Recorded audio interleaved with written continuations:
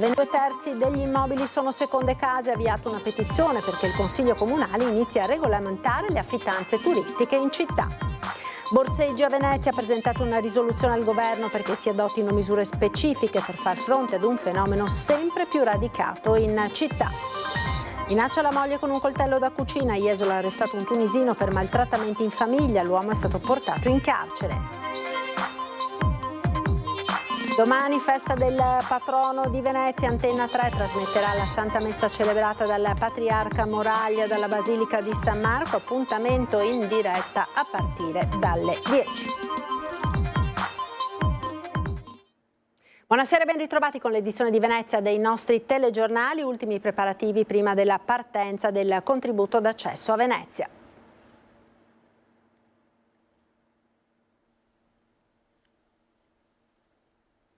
Il conto alla rovescia per l'entrata in vigore del contributo d'accesso a Venezia è ormai questione di ore. Davanti alla stazione ferroviaria, uno dei principali varchi d'accesso alla città, fervono gli ultimi preparativi. Sul piazzale si affollano troupe televisive internazionali. L'obbligo di prenotazione a pagamento meno per l'ingresso in una città è un provvedimento senza precedenti, perlomeno in Europa, e l'assessore comunale al turismo Simone Venturini è impegnato in un autentico tour de force organizzativo e di comunicazione. Il mondo intorno a Venezia ama Venezia, il mondo anglosassone in particolare, quello di altre nazioni europee, guarda Venezia con molto rispetto e quindi è evidente che anche loro capiscono il nostro sforzo nel tentare di preservarla. Ma oltre all'estero c'è da gestire un fronte interno in cui inevitabilmente il dibattito è aperto, come approfondito nel corso di Ring. Non solo divergenze con l'opposizione, in questo caso il capogruppo Demac Farsetti Giuseppe Sacca, ma anche nelle modalità dei controlli che avverranno a campione, ad esempio della validità delle esenzioni. Chi non è in regola rischia sanzioni da 50 a 300 euro. Assessore, secondo me questa cosa del controllo è la più delicatina, mi sembra di vedere. Beh, sicuramente ci sarà. Io scrivo sono residente a Mogliano e voi come? Passo, trick, non pago e vado avanti. È esente. Dopodiché ma non è vero magari, questo che dico, se io scrivo che sono residente dove mi comoda, perché è un'autocertificazione. Certo, ma noi faremo dei controlli poi, Ferdinando, cioè noi andremo a verificare che quello che uno dichiara sia corrispondente al vero e chiederemo anche l'esibizione di un documento in caso di sospetti e questo non sia vero. Fermo lì. Al termine del programma, il sondaggio tra i telespettatori ha registrato un vasto consenso per il contributo d'accesso, la cui applicazione, perlomeno in partenza, sarà comunque molto morbida. Soprattutto un'attività di informazione e accompagnamento del visitatore nel suo percorso di regolarizzazione. D'altro canto il provvedimento è inedito e può non essere ancora conosciuto da tutti. Però lo scopo oggi è iniziare, farla funzionare, chiedere la collaborazione di tutti e non solo guardare al risultato del disincentivo di quel particolare giorno e di quante risorse la città ha inchiamerato, ma anche al risultato di sapere in anticipo quante persone arriveranno a Venezia il giorno dopo. E l'esordio del contributo d'accesso è contrassegnato anche da polemiche e manifestazioni di protesta. Il contributo di accesso viola il diritto alla libera circolazione nell'Unione Europea. Perché siete contrari al contributo d'accesso? È anticostituzionale e è contrario a tutte le norme sulla libera circolazione. Poi in senso più stretto perché non è sicuramente la soluzione di gestione del turismo. Un'operazione politica ambigua, inutile, dannosa e illegittima. All'ingresso di Cafarsetti, più Europa con Radicali e PSI boccia il contributo d'accesso a Venezia, definito un provvedimento mirato sostanzialmente a fare cassa. Si registra adesso un'entrata di circa 200.000 euro per questa prima fase dell'entrata del contributo d'accesso, il che vuol dire che vedo la Giunta esultare, abbiamo incassato 200.000 euro, ma questo significa esattamente il contrario, che la gente è disposta a pagare e venire lo stesso, quindi non ha fermato i flussi. A Venezia, prese di posizione e manifestazioni contrarie al provvedimento hanno accompagnato il contributo d'accesso fin dalla sua nascita. La sua approvazione in Consiglio Comunale il 13 settembre 2023 era arrivata dopo una seduta estremamente travagliata. Alle molte osservazioni ne aggiunge una nuova Petra Reschi, giornalista e scrittrice tedesca veneziana d'adozione. Sul sito del Comune, sul numero, sulla privacy, punto 6 è scritto: i dati personali oggetto di trattamento possono essere comunicati a oggetti terzi, pubblici e privati. Allora a questo punto uno si chiede se questi dati che vengono raccolti adesso con il ticket non finiscono nelle tasche di qualche imprenditore privato. Venezia si prepara anche alla visita del Santo Padre prevista per domenica 28. Ecco una prima mappa per capire come dovranno orientarsi i fedeli e i visitatori. Sta cominciando a prendere forma il suggestivo ponte di barche che collegherà la Salute a Piazza San Marco per il passaggio in propria mobile del Santo Padre Francesco domenica 28 aprile a Venezia. Sarà la stessa struttura che viene utilizzata nel mese di ottobre per il passaggio della Venice Marathon con gli atleti. La visita di Papa Bergoglio, di cui ieri ricorreva l'onomastico, non bloccherà la città completamente, ma ci saranno, come ovvio, importanti modifiche dalla mezzanotte di sabato fino alle 14 di domenica, alle solite abitudini. La quasi totalità degli esercizi commerciali in Piazza San Marco, ad esempio, rimarrà chiusa e comunque non potrà iniziare l'attività prima delle ore 14. Il comandante generale della Polizia Locale di Venezia, Marco Agostini, dà alcune indicazioni di base. Nell'area marciana potranno accedere solo coloro in possesso dei pass di accesso, saranno prese dei controlli come metal detector e non potranno essere portate bottiglie, borse, oggetti contundenti e cose di questo genere, per cui si invitano tutti i fedeli che anche in possesso del pass di arrivare per tempo. Poi le modifiche al trasporto pubblico di linea ACTV, come spiega il direttore della navigazione lagunare di AVM ACTV, Gianluca Cuzzolin.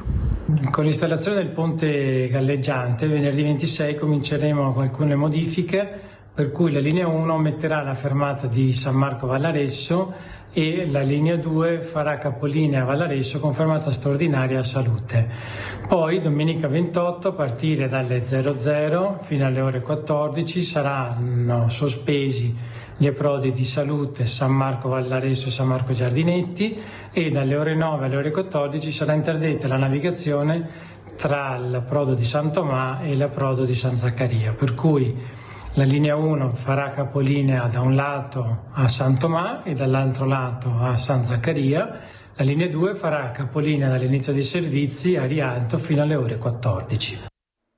Restiamo in centro storico con il presunto distaccamento di pezzi di cemento dal campanile di San Marco.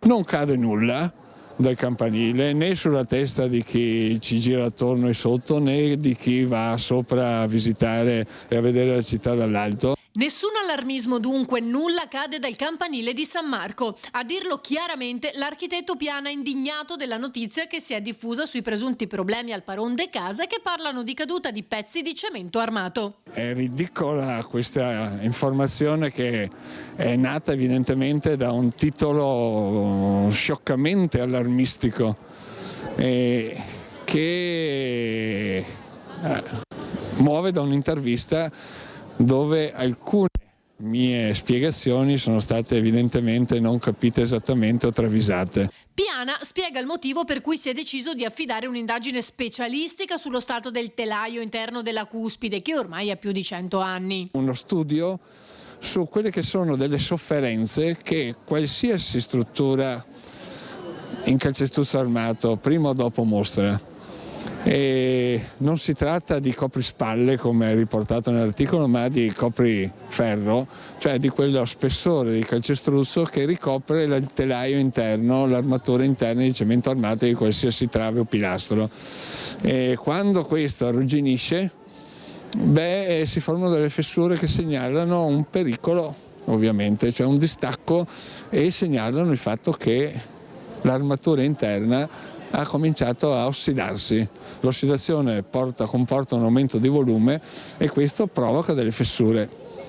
E niente di preoccupante, niente di allarmante. Ma che Proprio per questo sarà analizzata in modo da poter scegliere il giusto intervento di consolidamento. Una volta capito cosa fare, capito qual è l'avanzamento del degrado, perché non è una cosa immediata, non è necessario intervenire né subito né urgentemente, ci stiamo solo preparando.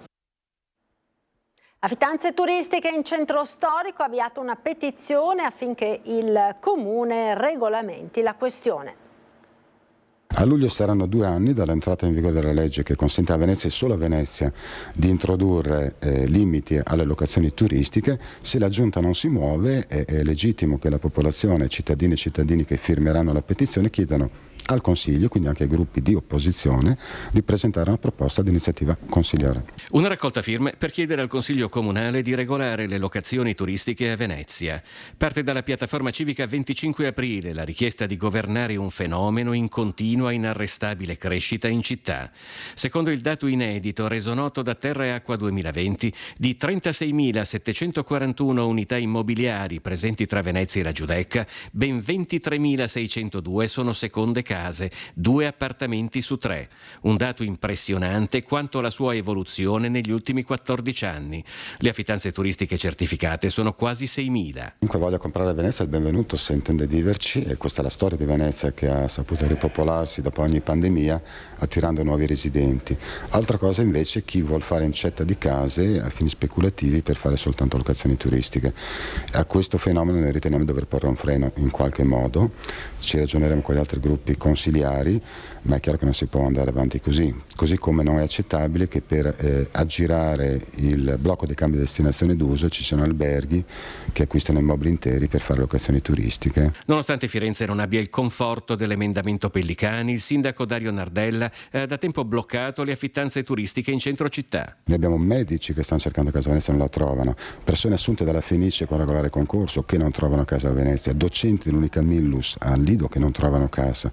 Come facciamo a invertire la rotta se non ci sono case in affitto e tutta Venezia diventa locazione turistica, soltanto quello? Il fenomeno delle locazioni turistiche vediamo che si sta espandendo sempre di più anche a Mestre, Marghera, Favaro, ma ovviamente è un qualche cosa che riguarda tutto il nostro paese e quindi è necessario intervenire quanto prima.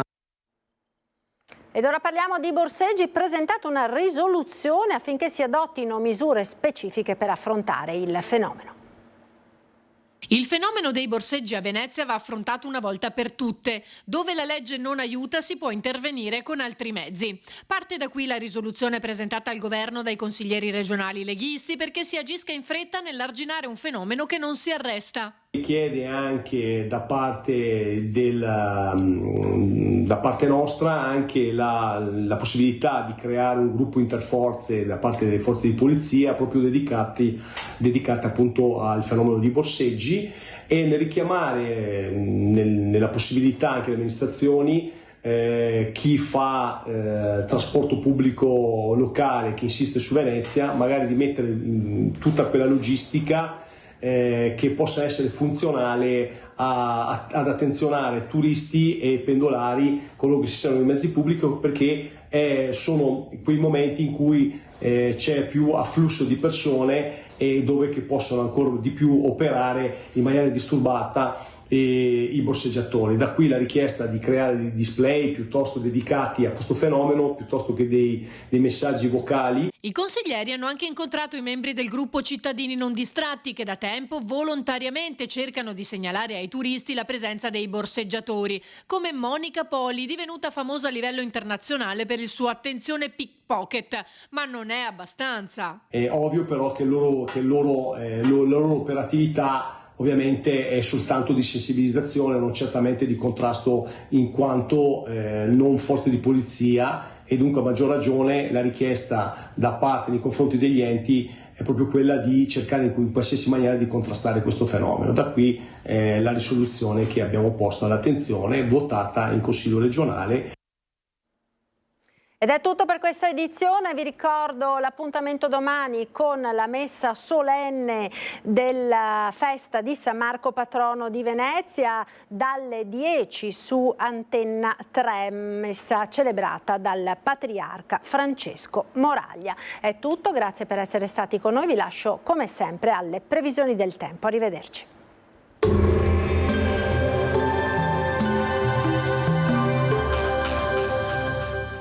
Cooperativa Agricola Volpago offre carni fresche e selezionate di prima qualità, senza uso di antibiotici, direttamente dagli allevamenti locali dei nostri soci allevatori.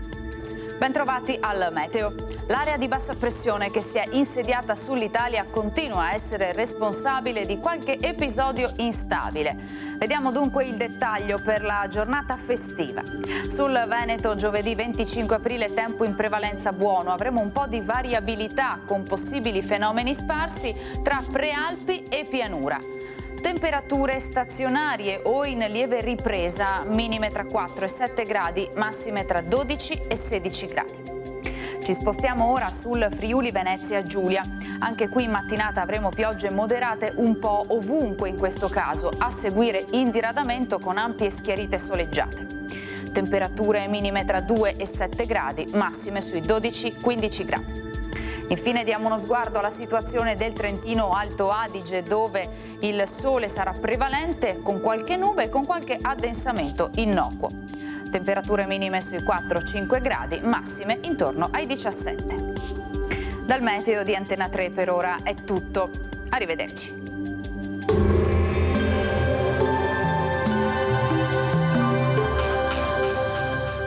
Cooperativa Agricola Volpago offre carni fresche e selezionate di prima qualità, senza uso di antibiotici, direttamente dagli allevamenti locali dei nostri soci allevatori.